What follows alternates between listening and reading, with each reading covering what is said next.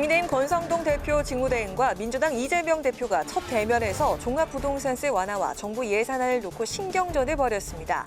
여야는 종부세 부과 기준을 기존 11억 원에서 12억 원으로 올리는 절충안을 놓고 막판 협상을 벌이고 있습니다. 국민의힘 새 비대위의 반대 입장을 고수해온 서병수 전국위 의장이 전격 사퇴하면서 국민의힘 새 비대위 출범에도 속도가 붙을 전망입니다.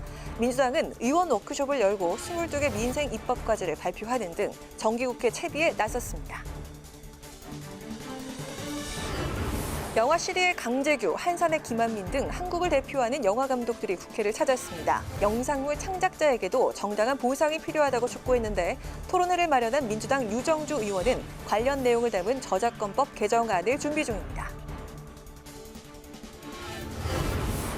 전직 의원들의 시각으로 정치권 핵심 이슈를 풀어보는 여의도 정치회전.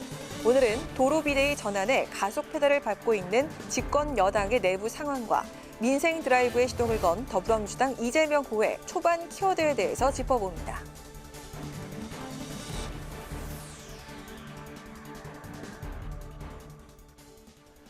여러분 안녕하십니까? 8월 31일 의정 종합뉴스 뉴스엔 시작하겠습니다.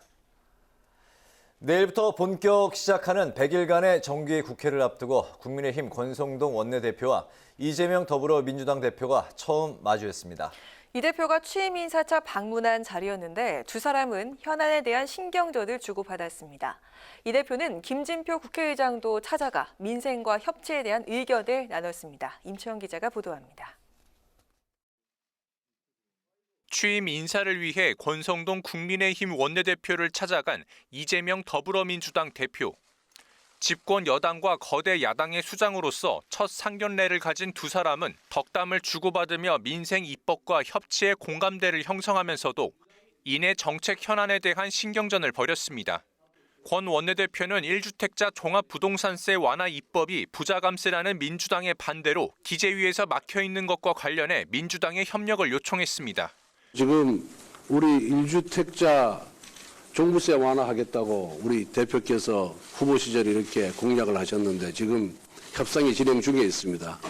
그 부분도 좀 관심을 갖고 한번 좀 들여다봐 주셨으면 하는. 이 대표는 종부세 문제에 대해 당의 가급적 협력 입장을 가지라고 말했다면서도 국민의힘의 과도한 욕심을 부리지 말라고 말했습니다. 정부의 내년도 예산안도 언급됐습니다. 이 대표는 민생이 어려운 시기에 영구 임대주택 예산과 지역화폐 지원 예산 등 서민 예산이 삭감됐다고 지적했고, 특히 이제 초대기업이나 슈퍼리치들 그 감세를 13조 원인가 16조 원인가 한다는데 그런 걸 하지 말고 서민 지원 예산을 내야지. 권 원내대표는 국회 심의 과정에서 야당이 문제를 제기하면 논의가 될 것이라며 여야의 재정 운영 철학이 다르기 때문이라고 말했습니다. 그 민주당의 철학과 우리의 그런 재정 운영 철학이 다르기 때문에 일어난 일이다 이렇게 생각을 하고요. 서민의 눈물을 닦아주는 게 정치라면서요. 이재명 대표는 김진표 국회의장도 예방했습니다. 김 의장은 이 대표가 강조한 민생과 협치 메시지가 국민에게 큰 호응을 받은 것 같다며 더 큰 정치를 펼쳐달라고 당부했습니다. 더 큰 정치 해주시면 아마 우리 국민들의 정당 정치와 의회 정치에 대해서 여야를 막론해서 지금 신뢰가 낮은데 그거를 좀 높일 수 있도록 그런 더 큰 정치의 리더십을 발휘해 주시면 고맙겠습니다.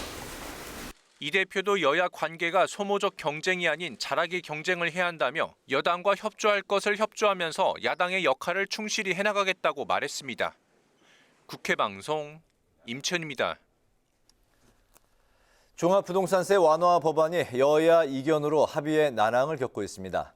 국민의힘은 절충안으로 1가구 1주택자의 종부세 공제 금액을 12억 원으로 수정 제한했지만 더불어민주당이 공정시장 가액 비율 상향을 전제 조건으로 내걸면서 협상은 또다시 공전되고 있는데요. 국민의힘은 민주당의 법안 발목 잡기다, 민주당은 국민의힘의 상임위 거부다, 이렇게 책임 공방도 이어갔습니다. 보도에 홍혜진 기자입니다. 종부세 완화 문제를 놓고 여야의 기싸움이 팽팽합니다. 쟁점은 종부세 공제 금액 기준과 공시가격 비율인 공정시장가액 비율입니다. 앞서 국민의힘은 1가구 1주택자의 종부세 공제 금액을 당초 주장했던 14억 원에서 12억 원으로 수정 제한했고 이를 민주당이 받아들이면서 협상이 타결되는 듯 했습니다. 하지만 민주당이 전제 조건으로 공정시장 가액 비율 상향을 제안했고 국민의힘이 난색을 표하면서 또다시 여야 협상은 평행선을 달리고 있습니다. 국민의힘은 부동산 가격과 공시가격 급등으로 종부세 대상자가 확대돼 조정이 필요하다는 입장입니다. 금년도 공시가격이 전년 비교해서 17.22%나 급등을 했습니다. 그러면 가만히 놔둬도 11억이었던 분이 이 공제가 되면은 이제는 14억으로 정도 이렇게 조정을 해줘야 작년에 대상이 안 됐던 분은 빠지게 되는 겁니다. 그게 반면 민주당은 이미 지난해 공제 기준을 9억 원에서 11억 원으로 상향했다면서 납부 대상이 줄어든 만큼 공정시장 가액 비율을 현행 60%에서 80%로 올려야 한다고 맞섰습니다. 앞서 정부가 시행령으로 공정시장 가액 비율을 100%에서 60%로 낮춰 감세가 이루어졌다며 이를 보완할 필요가 있다는 것이 민주당 주장입니다. 11억으로 높였는데 이제 얼마 되지 않아서 그걸 다시 14억으로 높이겠다고 하고 더군다나 그 이제 과표가 될 수 있는 공정시장 가액이라는 게 있습니다.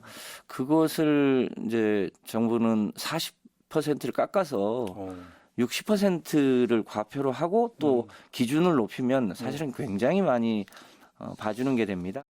하지만 국민의힘은 과세 기준과 공정시장 가액 비율 조정은 전혀 다른 것이라고 반박하며 민주당은 부자 감세 프레임으로 반대만 할 것이 아니라 민생을 위한 협조에 나서야 한다고 촉구했습니다. 국민의힘은 내일 종부세 완화법의 본회의 처리가 무산되면 납부 대상자가 9만여 명 증가하게 된다며 민주당을 압박하고 있지만 민주당은 9월 국회에서 처리해도 문제가 없다는 입장이어서 8월 국회 처리는 사실상 어려워진 것 아니냐는 전망이 나옵니다. 국회방송 홍혜진입니다. 국민의힘은 새 비대위 출범에 반대해온 서병수 전국위 의장이 전격 사퇴하면서 당원 개정 작업에 속도가 붙었습니다. 정기 국회를 하루 앞두고 더불어민주당은 의원 워크숍을 열고 윤 정부의 첫 내년도 예산안과 21대 후반기 입법과제를 점검했습니다. 강민지 기자가 전합니다. 국민의힘 서병수 의원이 상임정국위와 정국위, 전당대회까지 모든 의장직에서 사퇴했습니다. 당원 개정을 위한 정국위 소집에 응하지 않던 서 의원은 새 비대위에 대한 반대 입장을 고수하면서도 당의 걸림돌이 될 수는 없다고 밝혔습니다. 서 의원의 사퇴로 정국위 소집 권한이 윤두현 부의장에게 넘어가게 되면서 국민의힘은 계획대로 이번 주 상임정국위와 정국위를 잇따라 열고 비대위 출범 작업을 마무리할 계획입니다.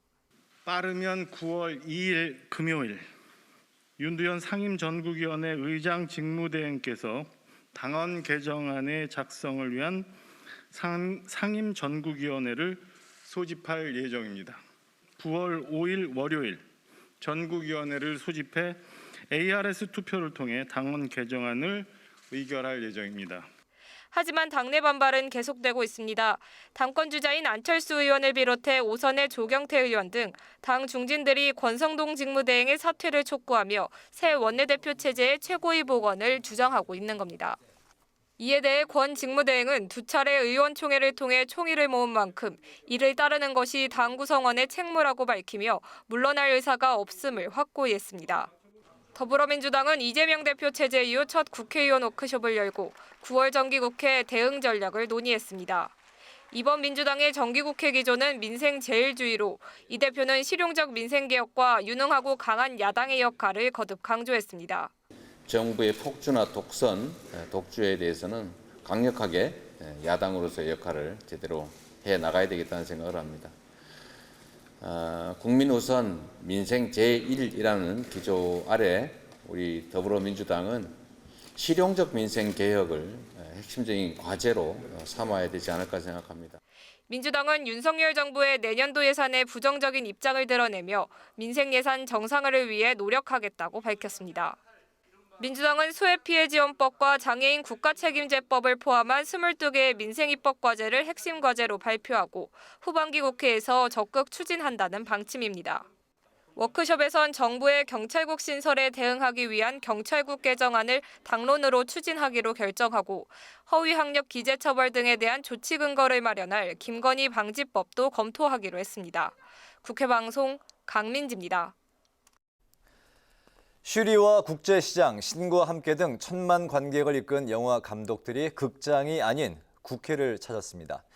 영상 창작자들에게 창작물 이용에 걸맞은 정당한 보상이 필요하다고 목소리를 높인 건데요. 토론회를 개최한 더불어민주당의 유정주 의원은 이 같은 내용의 저작권법 개정안을 준비하고 있습니다. 김동희 기자입니다. 한국에서 영화 감독과 작가가 기본 계약금 외에 받는 저작권료는 0원. 영상 창작자가 계약 과정에서 저작권을 제작사에 양도하기 때문에 발생하는 일입니다. 최근 전 세계를 강타한 인기 드라마 오징어 게임은 1억 가구 이상이 시청했지만 드라마를 만든 황동혁 감독은 추가 보상을 받지 못했습니다. 영화 헤어질 결심으로 칸 영화제에서 감독상을 수상한 박찬욱 감독은 저작권법 개정안 토론회에 온라인으로 참여해 제작자에게만 수익이 돌아가는 한국의 영상업계 현실을 지적했습니다. 창작물에 대한 모든 권리는 제작자가 갖는 것이 당연하고 그러니까 누가 저작자인지 알 필요조차 없었던 거죠. 한국에서 영상물을 창작하는 감독과 작가들은 자신들의 작품이 어디에서 이용되든 창작물의 수익에 대한 정당한 보상을 제대로 받지 못하고 있습니다. 이에 더불어민주당 유정주 의원은 창작자가 수익 배분을 받지 못하는 구조는 국가의 경제적 손실이라고 지적하고 한국이 문화 강국으로 우뚝 선 만큼 다른 나라처럼 영상 창작자에게 정당한 보상을 하기 위한 법을 준비 중이라고 말했습니다.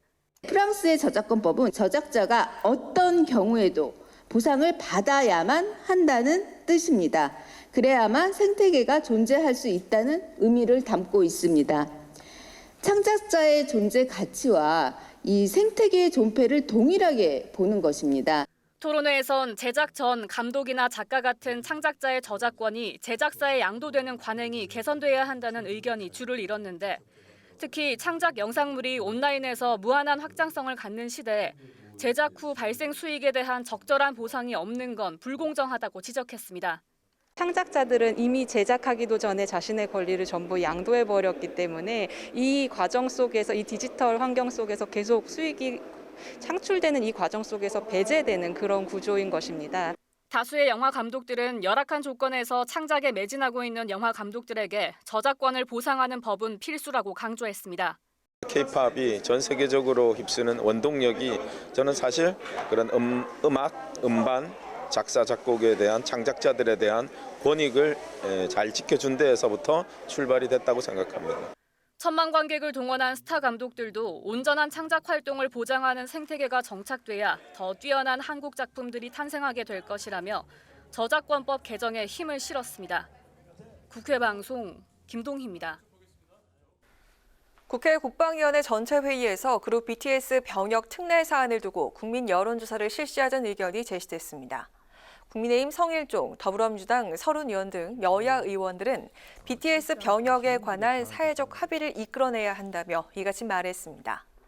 이종섭 국방부 장관은 이미 참모들에게 여론조사를 지시했다며 국가 이익을 고려하면서 최대한 빨리 결정하겠다고 답변했습니다.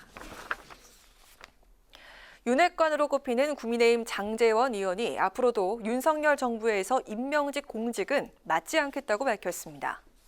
장 의원은 SNS에 최근 당 혼란에 대해서 여당 중진의 의원으로서 인수위 시절 비서실장으로서 무한 책임을 느낀다며 이같이 적었습니다. 또 당이 갈등을 최소화하고 빨리 정상화돼 윤석열 정부를 뒷받침할 수 있게 되길 바란다고 밝혔습니다. 정의당이 비례대표 의원 전원의 거취를 묻는 당원 총투표에 들어갔습니다. 당 선관위는 오늘부터 다음 달 4일까지 비례대표 의원 5명의 총사퇴 권고에 대한 찬반을 온라인과 ARS, 우편 투표로 각각 나눠서 진행합니다. 이번 투표는 정호진 전 수석 대변인 등이 지방선거 패배에 대한 책임을 묻고 당 쇄신이 필요하다고 제안하면서 성사가 됐는데 권고안이기 때문에 실제 가결되더라도 구속력은 없습니다. 이재명 더불어민주당 대표는 신임 사무총장에 오선의 조정식 의원을 임명했습니다. 박성준 대변인은 조 의원이 당무, 정무, 정책 등 정치 경험이 풍부하고 통합적 리더십을 갖췄다며 최고위 회의에서 임명됐다고 전했습니다. 김성환 정책위 의장은 정책의 연속성을 고려해 유임됐습니다.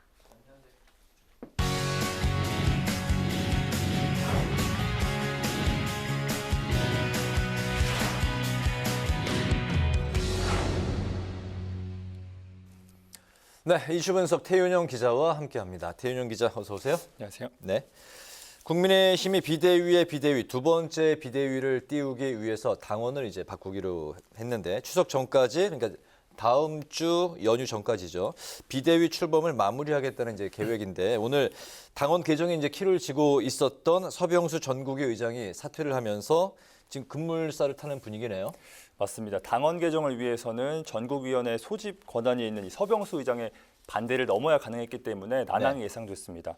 하지만 오늘 말씀하신 것처럼 서 의장이 이 전국위원회 의장 자리에서 내려오겠다고 밝히면서 이 상황이 급변했는데요. 그동안 서 의장은 주호영 비대위 출범 당시 전국위 소집처럼 두 번 잘못해서는 안 된다. 그리고 처음부터 직무대행 체제로 가는 게 맞았다면서 전국위 소집 요구에 응하지 않겠다는 뜻을 여러 번 밝혀왔습니다. 사실상 소신을 지킨 행보인데요. 이 당규상 의장의 권리 또는 사고 상태면 부의장이 직무대행을 맡게 됩니다. 윤두현, 정동만 의원 두 부의장이 권한을 갖게 되는데 이 중 연장자인 윤 의원이 규정에 따라서 의장 직무대행을 갖게 됐습니다.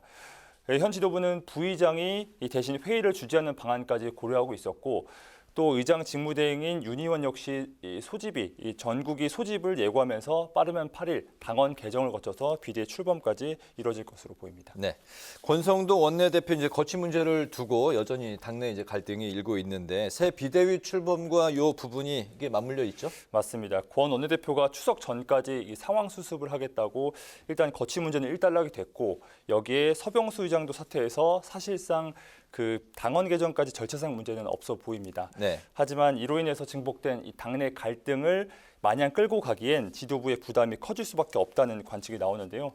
중진들은 이 권 원내대표가 사퇴하고 새 지도부를 꾸리자는 데 무게가 실리고 있습니다. 그 선봉에 5선 서병수, 조경태, 그리고 4선 의원 윤상현, 또 3선 안철수, 하태경 의원 등이 있는데요. 현 상황을 비상 상황으로 보지 않는다는 이 법원 판단에 따라서 권 원내대표 사퇴 뒤 대책을 논의해야 한다는 목소리와 함께 권 원내대표 사퇴 후 최고위 체제 복귀까지 여러 의견들이 분출하고 있습니다. 네. 반면 당 의원의 절반이 넘는 초재선 의원들은 그 새 비대위로 가야 한다면서 이 권 원내대표의 힘을 싣고 있는데요.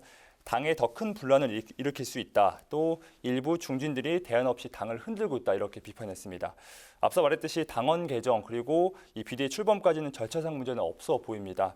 여론이 갈라지다 보니까 잡음은 하지만 계속될 것으로 보입니다. 네, 새 지도부냐 새 비대위냐를 놓고 이제 갈등이 분출하고 있는 상황인데 지금 현재 그 진행 중인 이 전 대표와의 그 소송전이 중요한 또 키가 되겠네요. 맞습니다. 이 비대위에서 가장 관건이 되는 거는 그 이준석 전 대표와의 법적 공방일 겁니다. 네. 이 전 대표는 앞서 가처분 신청에 이어서 이 비대위원 8명 전원의 활동을 멈춰달라는 취지로 가처분 신청을 추가로 제출한 상황입니다. 네. 이미 법원의 결정으로 이 무효인 비대위 활동을 중단시켜달라는 취지인데요.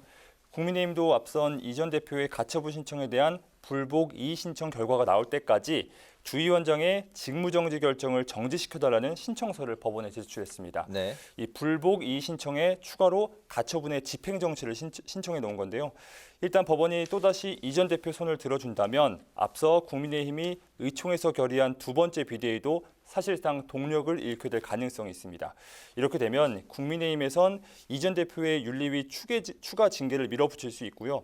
또다시 이 전 대표의 불복 소송이 제기될 수 있어서 여권발 이 소송전은 장기화될 수 있다 이런 전망이 나옵니다. 네, 가처분이 인용이 되면 비대위의 이제 새로운 비대위 이제 동력이 상실이 되지만 이게 또 이제 이 전 대표의 추가 징계 가능성까지 또 이어질 수도 있다라는 말씀이군요. 맞습니다. 이번에 그 야권 상황으로 넘어가 보겠습니다. 정기국회 앞두고 민주당이 이재명 신임 대표를 필두로 지금 통합 행보를 보이는 게 부쩍 눈에 띄고 있네요. 맞습니다. 더불어민주당 이 새 지도부의 가장 큰 과제가 전당대회 과정에서 불거졌던 이 당내 계파 갈등을 어떻게 봉합하냐 이런 겁니다.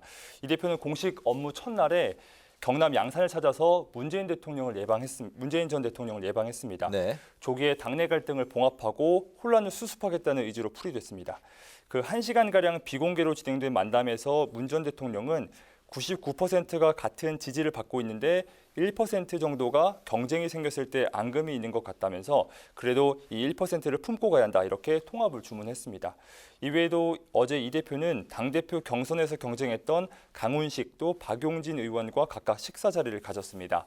이 대표가 주선한 것으로 알려졌는데요. 이 역시 당내 통합을 위한 행보로 보입니다. 이 대표는 강 의원과 만나 전당대회 기간 고생했다는 취지로 서로 격려한 것으로 전해졌고요.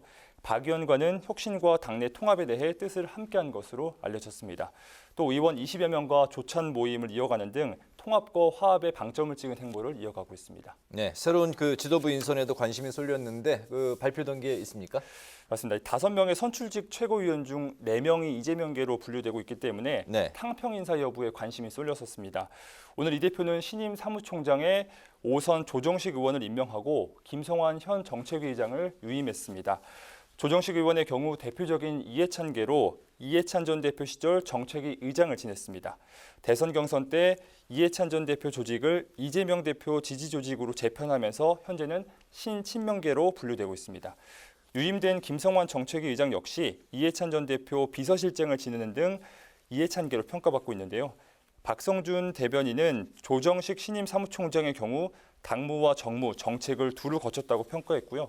김성환 정책위 의장은 정책의 연속성에 큰 방점을 뒀다고 인선 배경을 설명하기도 했습니다. 네. 남은 지명직 최고위원 2명과 이 수석 대변인 등 추가 당직 인선은 빠르면 금요일에 나올 것으로 보입니다. 이 대표가 지금껏 보인 통합 행보를 비춰볼 때 친문계 인사들의 등용 가능성에 무게가 실리고 있다는 전망입니다. 이 정치권에서는 새 지도부에 호남 최고위원이 없기 때문에 호남권 인사가 우선적으로 고려되고 있는 것으로 보고 있고요. 관례상 한석의 노동계 인사를 안배했던 점을 고려해서 이번에도 크게 다르지 않을 거다 이런 관측도 나옵니다. 다만 이 대표가 동진을 예고했던 만큼 영남권 인사를 지명할 가능성을 배제할 수 없다 이런 관측도 나오고 있습니다. 네, 오늘 민주당에서는 또 의원 워크숍을 진행을 했는데 민주당의 향후 방향성 어떻게 전망할 수 있을까요? 내일 정기국회를 앞두고 민주당이 소속 의원들을 모으고 워크숍을 개최했습니다. 정기국회 그 주요 입법 과제와 예산안 심사 방향 등을 점검하기 위한 자리였는데요. 특히 이 대표가 첫 최고위에서 강조한 게 바로 민생 회복이었습니다. 이렇기 때문에 21대 하반기 국회에서 추진할 22대 민생 입법 과제도 논의됐는데요. 현재 국민의힘이 당내 혼란을 겪고 있는 상황에서 치러진 이 민주당 워크숍이라 민주당에겐 더 남다를 수밖에 없을 겁니다. 여기에 민주당은 김건희 여사 특검 등을 거론하면서 윤석열 정부 압박에도 나서고 있는데요. 이재명 대표 체제 이후 통합 행보로 빠르게 전열을 정비하는 동시에 민생 경제와 정부 견제를 앞세우면서 전국 주도권 싸움에 나선 모습입니다. 특히 정기국회에서 예산안 심사를 고리로 현 정부에 대한 견제 한층 더 강화될 수 있다 이런 관측도 나오고 있습니다. 네, 오늘 이슈 분석은 태윤영 기자와 함께했습니다. 태 기자 수고했습니다. 고생했습니다.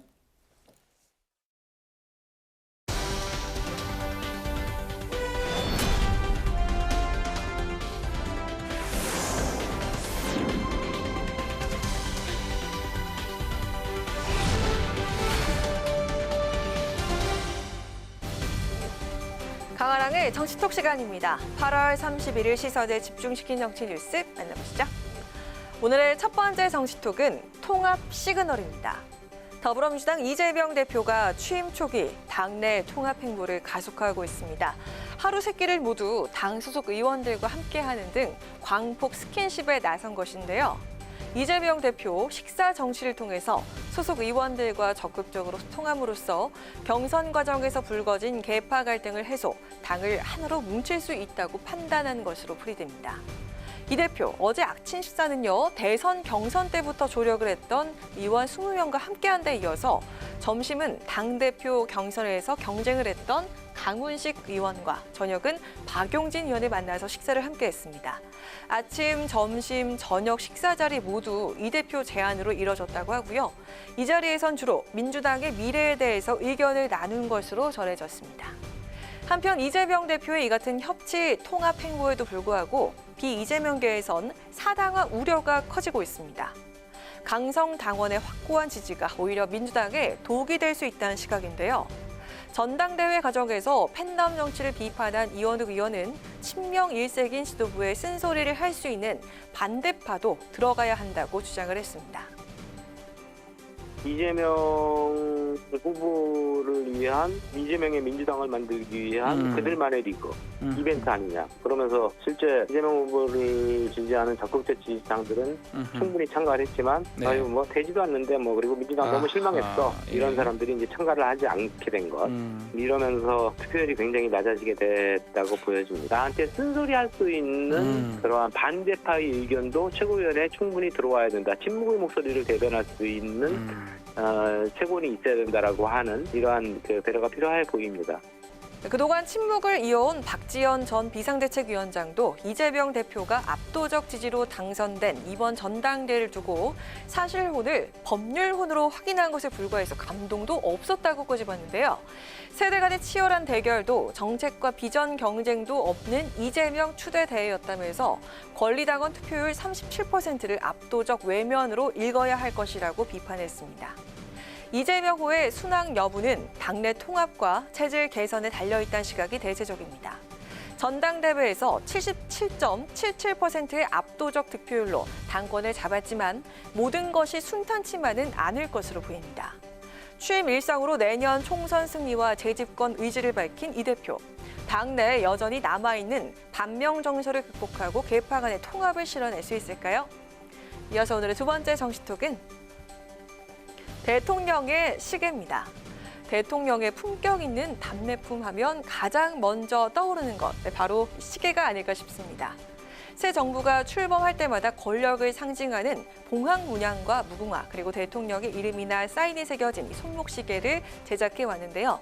윤석열 정부 역시 새로운 대통령 시계를 제작했습니다. 국민의힘 국회의원 연찬회가 열리기 하루 전인 지난 24일 의원들에게 대통령 기념시계를 선물한 것으로 알려졌습니다. 대통령실 관계자에 따르면 지역구 의원에겐 남성용 10개, 여성용 10개, 총 20개를, 비례대표 의원에게는 남성용, 여성용 각각 5개씩, 총 10개씩 지급했다고 밝혔는데요. 통상 지급되는 시계가 너무 적단 민원이 많아서 이번에 시계 수를 대폭 늘려 전달했다고 말했습니다. 윤석열 대통령 기념시계는 지난 5월 25일 처음으로 공개됐습니다. 국내 업체 로렌스에서 개당 4, 5만 원에 제작돼서 시계 앞면엔 대통령 윤석열이라는 서명과 함께 봉황 무늬가 그려져 있고요. 뒷면엔 대통령 취임식부터 슬로건으로 사용해왔던 다시 대한민국, 새로운 국민의 나라가 새겨져 있는 것으로 알려졌습니다. 손목의 완장으로 불렸던 대통령의 시계, 그 최초의 주인공은 바로 박정희 전 대통령이었습니다. 1970년대 새마을 지도자들을 청와대로 불러서 만찬이 시간을 가진 뒤 격려차 시계를 선물했던 것이 바로 그 시초라고 하고요. 이후 새로운 대통령이 탄생할 때마다 기념시계가 제작이 됐습니다. 김영삼 전 대통령은 시계 뒷면에 좌우명인 대도 무문을 새겼다고 하고요. 김대중 전 대통령의 경우 10종류 이상의 시계가 제작이 됐는데요. 남북 정상회담이나 노벨 평화상 수상 등 각종 이벤트를 기념하기 위한 시계도 제작이 됐다고 합니다. 자, 이어서 노무현 전 대통령은 사각형 디자인의 시계를 제작해서 당시 정형화된 틀을 깼다는 평가를 받았고요. 문재인 전 대통령의 이니 시계도 못 구하는 레어템으로 큰 유명세를 치르기도 했습니다. 한편 가짜 대통령 시계가 본격적으로 유통된 건 이명박 정부 때인데요. 이 전 대통령의 대중적인 인기로 정부 출범과 동시에 가짜 이명박 시계가 불티나게 팔렸다고 하고요. 당시 상인들이 무더기로 적발돼서 실형을 선고받는 일도 벌어지기도 했습니다. 대통령 시계는 정권의 부침과 명운을 함께한다고 하죠. 정권 초기엔 귀한 대접을 받으면서 품귀 현상까지 빚지만 정권 말기와 대통령 퇴임 후엔 인기가 폭락합니다. 대통령의 인기에 비례한다는 대통령의 시계. 윤 대통령의 기념시계는 과연 역사가 담긴 초레어템이 될 수 있을까요? 지금까지 강아랑의 정치톡이었습니다.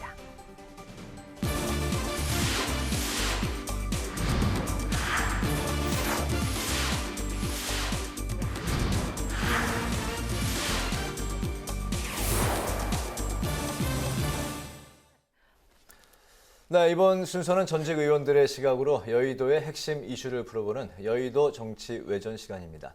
오늘도 신경민 전 더불어민주당 의원, 김영우 전 국민의힘 의원 두 분 나오셨습니다. 어서 오십시오. 네, 안녕하세요. 네, 안녕하십니까.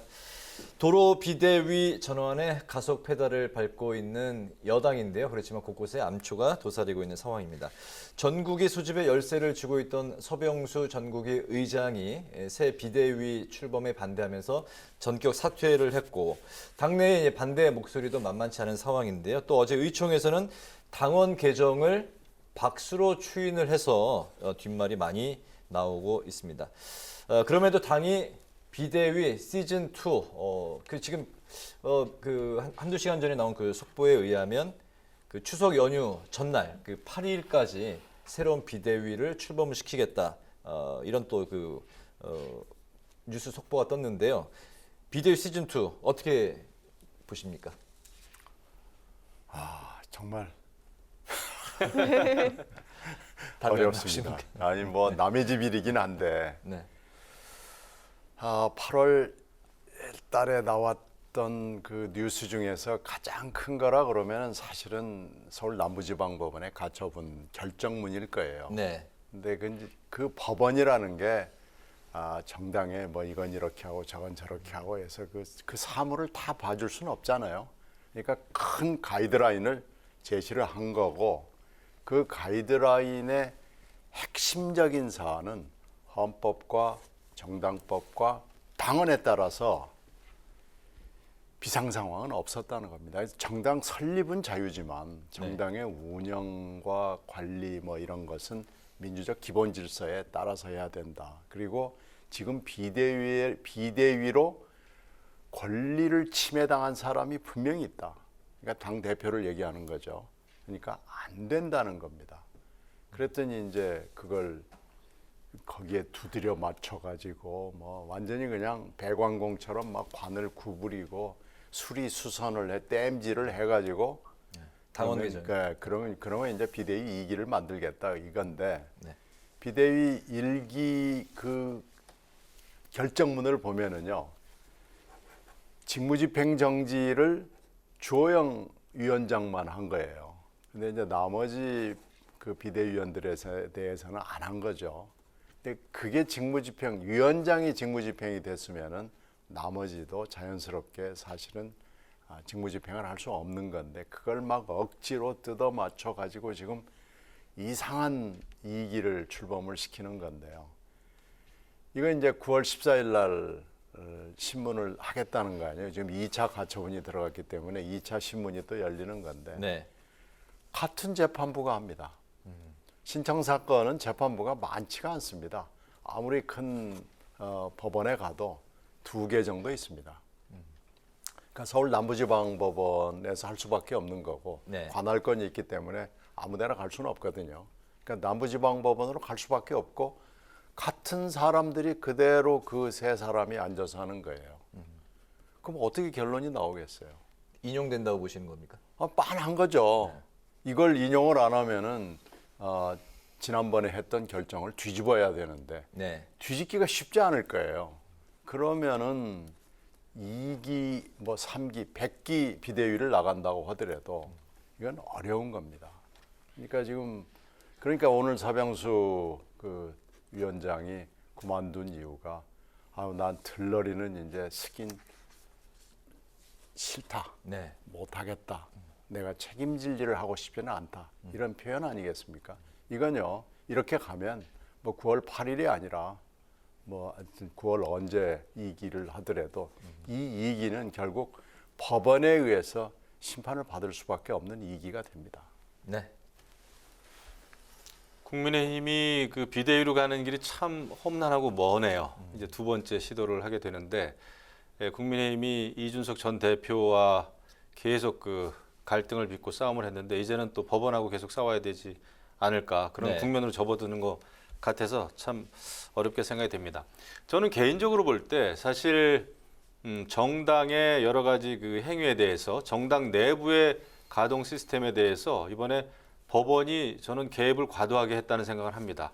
왜냐하면 정당이라고 하는 것은 정당 간에는 게임의 룰이 있고 민주적인 절차에 의해서 경쟁을 하게 돼 있습니다만은 정당은 정치를 하는 곳이기 때문에 정당 내부에서는 때로는 외부의 시각에서 봤을 때 비민주적인 그런 결정도 때로는 있습니다. 예를 들면 당론 결정이다. 당론 결정이라고 하는 것은 민주적이지 않습니다.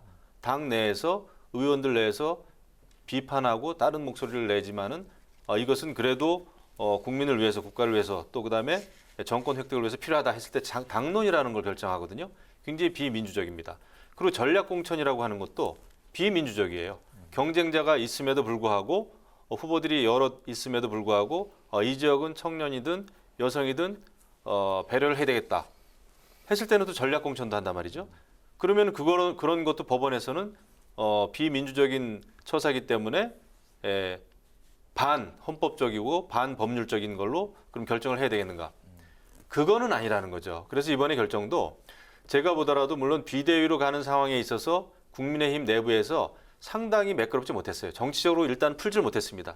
이 사건을 가지고 사실 법원으로 간 것 자체가 크나큰 정치적인 오류예요.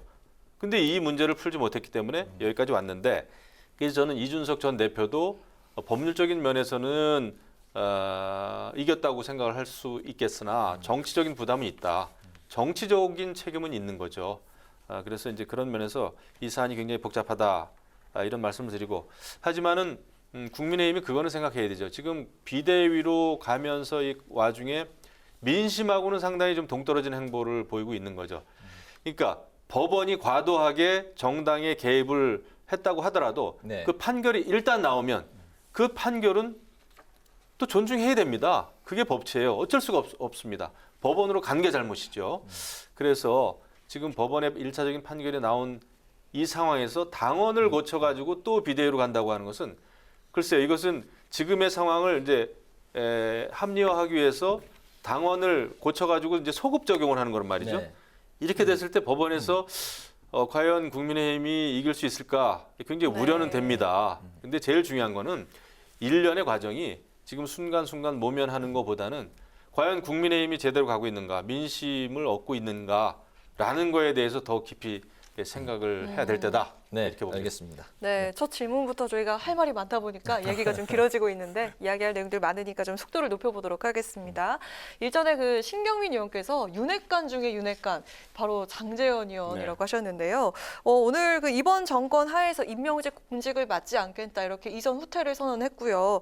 우리 권성동 원내대표 같은 경우는 일단 나중에 사퇴를 하더라도 수습을 먼저 하겠다. 그래서 권성동 원톱 체제로 가는 듯한 그 가닥을 잡은 듯한 모습인데, 여기에 윤심이 작용을 했을까요? 어떻게 보십니까? 윤석열 대통령이 그 특별히 정치적인 어떤 그 의견을 내기는 쉽지 않았을 겁니다. 네. 왜냐하면 원내대표라고 하는 자리는 물론 대통령하고는 이제 소통을 많이 하는 자리죠. 해야 되고요. 그런데 지금 그만두고 물론 아니요 이런 얘기를 하기가 쉽지는 않았을 거예요. 근데 원내대표라고 하는 것은 기본적으로는 의원들의 의견이 중요합니다. 그래서 이제 신임 문제를 의총을 열어가지고 얻는 것이거든요. 네. 재확인하고. 근데 어찌 됐든 간에 두 번씩 이제 재신임을 얻은 그 상황은 됐어요. 근데 이게 이제 당 내에 굉장히 비판의 목소리가 높죠. 특히 중진 의원들이 이건 아니다. 권성동 원내대표가 굉장히 이런 사태가 오기까지의 빌미를 제공한 거 아니냐. 이런 비판이 있단 말이죠. 이런 상태에서 지금 다시 이제 권성동 체제로 다시 갔습니다. 네.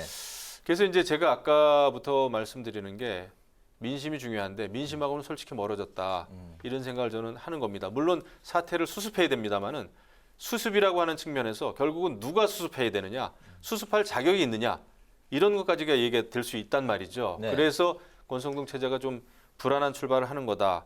또 서병수 전국위 의장이 전국위 소집을 못하겠다 하고 사퇴를 했기 때문에 지금 이제 뭐 윤두현 의원이 직무대행, 전국위까지 지금 직무대행 체제가 됐어요. 네. 이렇게 보면은 굉장히 비대위로 가는 길이 정말 순탄치 않다 이런 생각을 하고, 장제원 의원은 지금 일단 뭐 이선 후퇴죠. 이선 후퇴인데 그것을 꼭 뭐 권성동, 장제원 서로 다른 전략을 가지고 있다. 둘은 이제 뭐 다른 길을 간다. 뭐 그렇게 생각할 것까지는 없는 것 같아요. 생각이 좀 다를 뿐이죠. 네네. 네. 비대위 부분도 지금 복잡한데 지금 윤핵관이 분화가 돼가지고 권핵관하고 장핵관하고 분화되는 조짐을 보이고 있는 거죠. 네. 특히 아마 권성동 대표 입장에서 봤을 때는 좀 불쾌한 대목이 몇 가지 있을 거예요. 32명의 국힘당 의원들이 비대위로 가야 된다고 연판장을 돌렸잖아요. 네. 거기에 이제 장역관들이 들어있다고 보는 거고요. 배현진, 조수진 두 최고위원이 사퇴를 했을 때 여기에도 이제 장역관들이 작동을 한 걸로 보는데, 그래서 비대위로 갔더니 이게 이제 비대위가 뭐 잘못되고 이게 막 엉망진창이 돼서 권 의원이 책임을 질 수밖에 없는 상황이 된 거죠. 여기에 아마 권 의원이 굉장히 지금 불쾌한 거고요. 장액관들이나 아니면은 장 의원 본인은 지금 일단 이렇게 뒤로 물러나는 모양새를 보이는 게 일단 겉으로는 맞을 겁니다. 근데 실제로 물러나느냐 안 물러나느냐는 또 별도의 문제고요. 이것도 사태의 추이를 봐야죠. 네네, 알겠습니다. 당 안팎에서 권성동, 이준석 동반 사태 이야기도 나오고 있는 상황인데, 하지만 그 이준석 전 대표는 영화 한산의 대사를 인용을 했습니다. 의와 불의의 싸움이다. 현 상황을 이렇게 이제 한마디로 정의를 내리면서 가처분 인용 시에도 대표적 사퇴는 없다. 이렇게 못 박았습니다. 이 대표의 강경 대응 어떻게 보십니까? 그러니까요. 8월 26일 날 법원에서 결정문이 나왔을 때 가령 이런 시나리오가 있을 수 있을 거예요. 지금 흘러나오는 얘기 이렇게 종합해 보면 8월 26일 날 그 12시 직전에 나왔잖아요. 권성동 원내대표가 내가 책임을 통감한다 하고 내가 물러나겠다. 그러면 이 대표가 그래 내가 인용된 걸로 봐서 법원의 인정을 받았고 국민들이 나를 인정한 걸로 알고 물러나겠다. 자, 우리가 새로 시작하자. 이게 아마 굉장히 근사한 시나리오고 네. 산뜻한 재출발이 될 수 있었을 거예요. 근데 그렇게 안 됐단 말이에요. 그러니까 그 전에 이제 이 대표가 그 자기하고 친한 사람들한테 가처분 인용되면 내가 물러날 수도 있다. 뭐 그러면 이제 최고위원 같은 분한테. 그렇죠. 그러면 네. 이제 뭐 고리 상태가 돼서 네. 다시 시작할 수 있는 그 법적 근거가 되는 거죠. 네. 근데 이미 그렇게 안 되고 막 꽤 맞추기, 두드려 맞추기 뭐 이렇게 해가지고 지금 여기까지 2기 비대위까지 와버렸기 때문에 이제는 그 이 대표가 물러나고 싶어도 물러날 수 없는 이 대표의 공간이 전혀 없는 이런 상황이 됐기 때문에 이 대표가 이런 상황에서 물러나 버리면 그럼 뭘 하고 가처분했어? 지금 이렇게 되는 거거든요. 네. 그래서 지금 이게 서로 수를 잘못 잇고 잘못 두어서 여기까지 가는 거고, 이제는 이 대표로서는 외통수로 가는 겁니다. 이제는 법원에 일단 1차 신세를 졌기 때문에 계속 신세를 질 수밖에 없는 상황이 된 거죠. 네, 외통수로 가 있다. 네. 그렇죠. 이거는 그 윤핵관과 이준석 전 대표의 권력 투쟁 또 감정 싸움이 복합되어 있기 때문에 쉽게 한쪽에 물러나기는 어렵다 생각이 됩니다. 사실 윤핵관도 깨끗이 물러나고 뭐 좀 심하게는 불출마 선언까지 하고 네. 이 정도 되면은 이준석 전 대표가 자기도 당 대표 사직하고 뭐 그렇게 나올 수 있겠지만은 제가 봤을 때 그런 가능성은 지금 전혀 없어 보입니다. 그리고 사실은 윤핵관 이준석 전 대표 싸우는 통에 국민의힘만 아주 만신창이가 됐습니다. 당을 저는 굉장히 어렵게 만들었다고 봐요. 이거는 뭐 의와 불의의 싸움이 아니라 이준석 전 대표도 너무나 당을 사실 곤혹스럽게 만든 거고요. 단순히 곤혹스럽게 만든 게 아니라 당내에 상당한 그 분란을 가져온 거죠. 이것은 어떤 법적인 그런 그 투쟁이 의로워 보이지는 않습니다. 그리고 당원 가입하는 그 동기도 윤핵관을 물러나게 만들기 위해서는 당원 청년들이 가입해야 된다 이런 건데, 그 당원 가입의 그런 그 명분도 그런 식으로 해가지고 굉장히 좋지는 않죠. 그래서 이제 정치적인 책임은 양쪽에 있다. 그리고 윤핵관들도 비판을 받지만은 또 이준석 전 대표도 모르겠습니다. 뒤에서 누가 움직였는지 안 움직였는지는 전혀 증거는 없습니다만은 윤리위에서 징계를 받았잖아요. 네. 그것도 법원의 판결처럼 일단 윤리위의 그런 징계 결정도 결정입니다. 당 조직에서 내린 결정인데 그거에 대해서는 굉장히 지금 비판적이지 않습니까? 그래서 당초에 여러 가지 그 증거 인멸이라든지 뭐 교사라든지 그런 의혹 자체가 아예 없었다면은 여기까지 또 오지도 않았겠죠. 그래서 책임은 양쪽에 다 같이 있다. 이렇게 생각합니다. 네, 그동안 이제 이 전 대표와 이제 각을 많이 세워왔던 안철수 의원이 이 전 대표의 이제 추가 징계에 대해서 반대 입장을 밝혔습니다. 더불어서 이 전 대표의 내년 1월 전대 출마에도 그럴 가능성, 그런 상황도 뭐 괜찮은 상황으로 갈 수 있다. 이런 긍정적인 이제 입장을 밝혔는데 안철수 의원의 진짜 속내가 따로 있는지 어떻게 보십니까? 저는 일단 법률적으로 일단 간을 안철수 의원이 잘 본 것 같아요. 그 법률적으로 보니까 이 대표 쪽으로 지금 추가 넘어간 거죠. 힘이 실린 거고 민심도 윤핵관이 넘어간다. 그리고 법을 무시한다. 헌법도 무시한다. 아마 이런 결론을 내려서 이 간을 잘 보는 분이기 때문에 그쪽으로 살짝 간 것 같습니다. 네.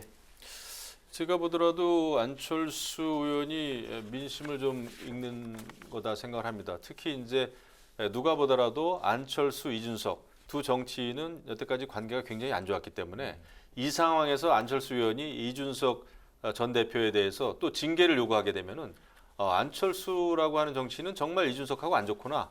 그냥 상극이구나. 그러면 안철수 정치인의 그릇은 그 정도밖에 안 되는구나. 이렇게 민심에는 찍힐 가능성이 있단 말이죠. 네. 그래서 이런 경우에는 안철수 의원이 이준석 전 대표를 괜히 자극하거나 추가 징계를 요구할 이유가 없다. 이런 생각을 하고 그리고 이준석 전 대표하고 싸우면은 법원의 판결하고 싸우는 게 됩니다. 안철수 의원 입장에서도. 그렇기 때문에 굳이 이준석 전 대표 징계 요구를 할 하등의 이유는 좀 없어 보인다. 이렇게 보입니다. 네, 빠르게 야당 이야기로 넘어가 보도록 하겠습니다. 민주당의 새 대표 이재명 대표가요. 오늘 권성동 원내대표를 예방을 했습니다.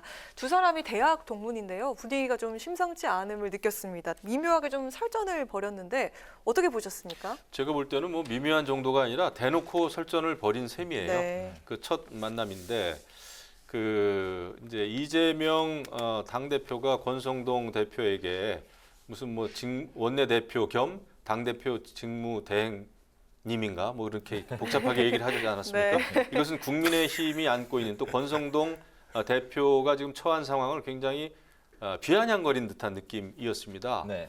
그리고 이제 정책 공조 얘기하면서 협치 얘기하면서 정책에 대해서 얘기도 했습니다만은 그 이재명 당 대표는 여당이 과도하게 욕심을 내면 안 된다 이런 얘기까지 했습니다. 지나친 욕심을 부리지 말라 이런 식으로 했기 때문에 제가 볼 때는 굉장히 이게 신경이 날카롭고 그 다음에 지금 이제 민주당의 경우에는 이재명 당 대표 있고 그 다음에 선출직 최고위원 중에 압도적인 다수가 친명계 아닙니까?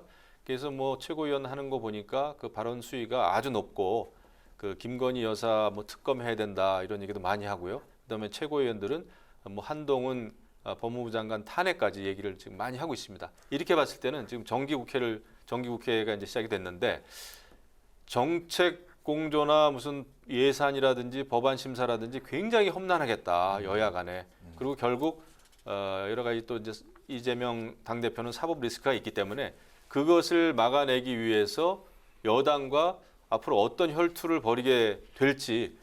오늘 그 두 사람 만나서 얘기하는 거 들어보니까 네. 정말 그 심각하겠더라고요. 네. 어떻게 보셨습니까? 석과 명의 3차 대전, 3차 결투를 상징적으로 보여주는 거고요. 칼만 안 들었지 설전을 넘어서서 저는 설투가 시작됐다고 생각합니다. 네. 이건 심상치 않고요. 9월, 10월, 11월 그리고 한쪽에서는 국회에서 싸우겠지만 다른 한쪽에서는 수사를 가지고 싸울 거고요. 아마 다방면에 설투가 벌어질 가능성이 매우 높은 첫 대면이었다 봅니다. 알겠습니다. 이재명의 민주당 오늘 그 민생을 걸고 의원 워크숍을 열었습니다. 민생과 통합에 이제 공을 들이는 행보를 보이고 있는데 이런 그 이 대표의 전략과 행보 어떻게 평가하십니까? 뭐 당연히 민생을 해야죠. 그리고 지금 싸울 수 있는 최대 무기고요. 아주 이게 좋은 무기고요. 지금 현재 민생을 가지고 여당이 해야 되는데 여당이 지금 이쪽에 법원하고 싸우느라고 날을 지고 새기 때문에 야당으로서는 아주 좋은 기회고 민생을 가지고 싸울 수 있는 아주 절호의 기회고 최대의 전장이라고 생각합니다. 네. 아마 그렇게 갈 겁니다. 그 이재명 당대표는 우리는 민생에 올인하고 싶고 정책 정당으로 나아가고 싶고 개혁을 하고 싶은데 이제 사법 리스크 때문에 우리를 정치적으로 탄압한단 말이죠. 검찰 수사 들어오고 압수수색 들어오고 그러면은 민생을 하려고 하는 정당에 대한 그 정치적인 탄압이다. 그걸 위해서 또 이제 당원까지 개정하지 않았습니까? 네. 그러면 개정된 당원을 100분 활용하지 않을까? 이런 또 전선에서 지금 강력한 최고위원들이 또 뒷받침해주고 있단 말이죠. 그래서 민주당은 민생을 내걸긴 하지만 결국 내용적으로는 정치 탄압을 빌미로 해가지고 윤석열 정부와 여당에 대해서 집중, 파상, 정적인 공세를 할 가능성이 크다 이렇게 봅니다. 알겠습니다. 오늘 여의도 정치회전은 도로 비대위로 속도를 내고 있는 여당, 민생의 시동건 민주당 이재명호를 중심으로 살펴봤습니다. 지금까지 신경민 전 더불어민주당 의원, 김영우 전 국민의힘 의원 두 분과 함께했습니다. 오늘 말씀 잘 들었습니다. 네, 감사합니다. 목요일인 내일은 하늘이 흐리겠습니다. 남해안과 제주 지역은 태풍의 간접 영향으로 저녁부터 비가 내리겠습니다. 북상 중인 태풍의 진로가 유동적인 만큼 피해 없도록 태풍 정보를 확인해 주시기 바라겠습니다. 내일 아침 기온 서울이 20도로 출발해 한낮에 30도까지 오르겠습니다. 네, 오늘 뉴스에는 여기서 마치겠습니다. 시청해 주신 여러분 고맙습니다.